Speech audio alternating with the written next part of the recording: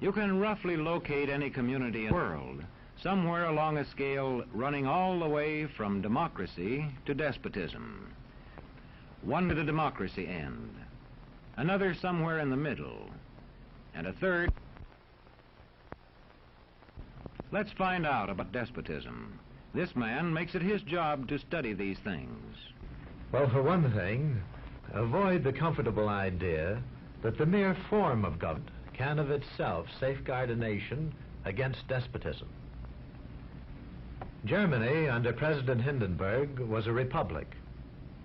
And yet in this republic, an aggressive despotism took root and flourished under Adolf Hitler. When a competent observer looks for signs of despotism in a community, he looks beyond fine words and noble phrases. For which it stands, one nation, indivisible, with liberty and justice for all. Many observers have found that two workable yardsticks help in discovering how near a community is to despotism: the respect scale and the power scale. A careful observer can use a respect scale to find how many citizens get an even break. As a community moves towards despotism, respect is restricted to fewer people. A community is low on a respect scale if common courtesy is withheld from large groups of people on account of their political attitudes. If people are rude to others because they think their wealth and position gives them that right, or because they don't like a man's race or his religion.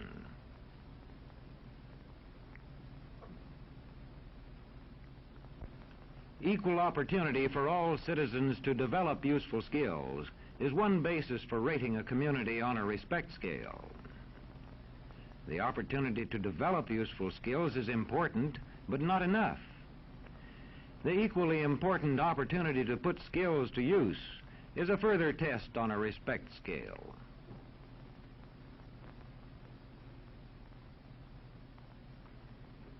A power scale is another important yardstick of despotism. It gauges the citizens' share in making the community's decisions. Communities which concentrate decision-making in a few hands rate low on a power scale and are moving towards despotism. Like France under the Bourbon kings, one of whom said, "The state, I am the state." Today, democracy can ebb away in communities whose citizens allow power to become concentrated in the hands of bosses. What I say goes, see? I'm the law around here. The test of despotic power is that it can disregard the will of the people. It rules without the consent of the governed.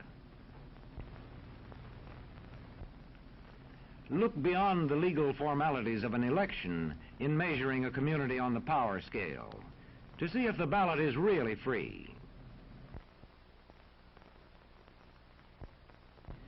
If the citizens can vote only the way they're told, a community approaches despotism. When legislatures become ceremonial assemblies only and have no real control over lawmaking, their community rates low on a power scale.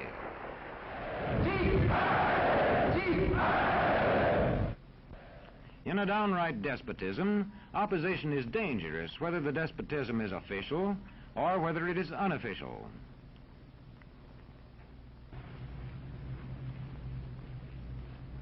The spread of respect and power in a community is influenced by certain conditions, which many observers measure by means of the economic distribution and information scales.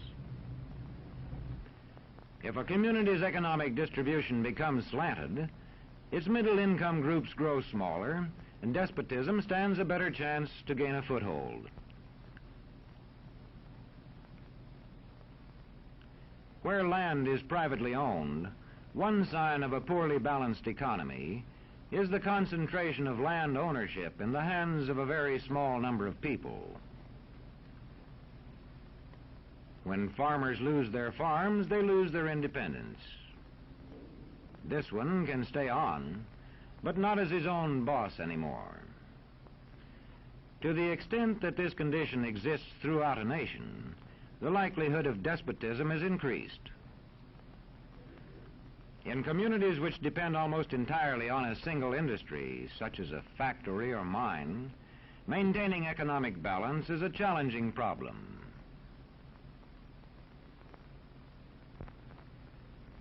If this condition exists over the nation as a whole, so that the control of jobs and business opportunities is in a few hands, despotism stands a good chance.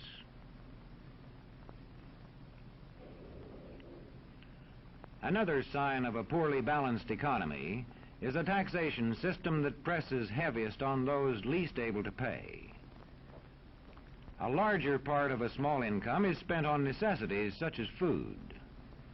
Sales taxes on such necessities hit the small income harder. In the days of the salt tax, feudal despotisms were partly sustained by this and other effects.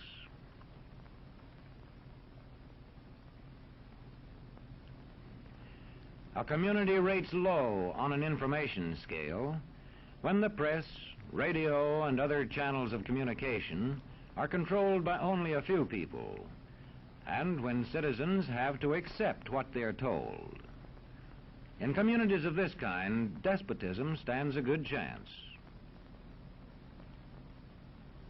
See how a community trains its teachers. Bear this in mind. Young people cannot be trusted to form their own opinions.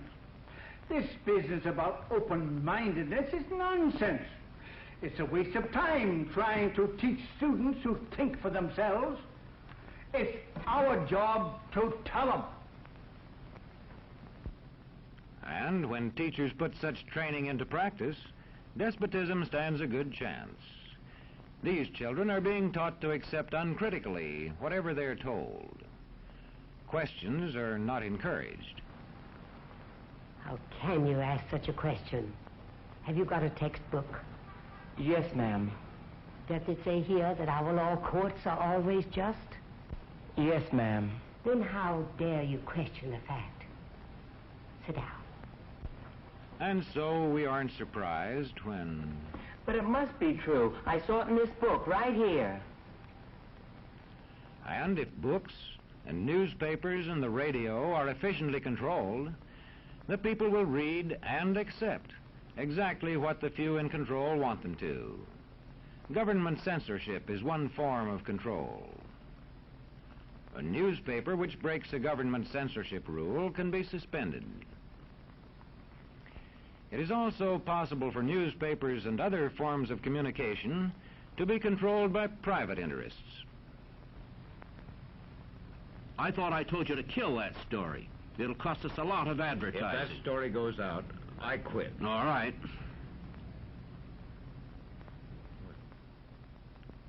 What sort of community do you live in? Where would you place it on a democracy-despotism scale? To find out, you can rate it on a respect scale and a power scale. And to find out what way it is likely to go in the future, you can rate it on economic distribution and information scales. The lower your community rates on economic distribution and information scales, the lower it is likely to rate on respect and power scales, and thus to approach despotism.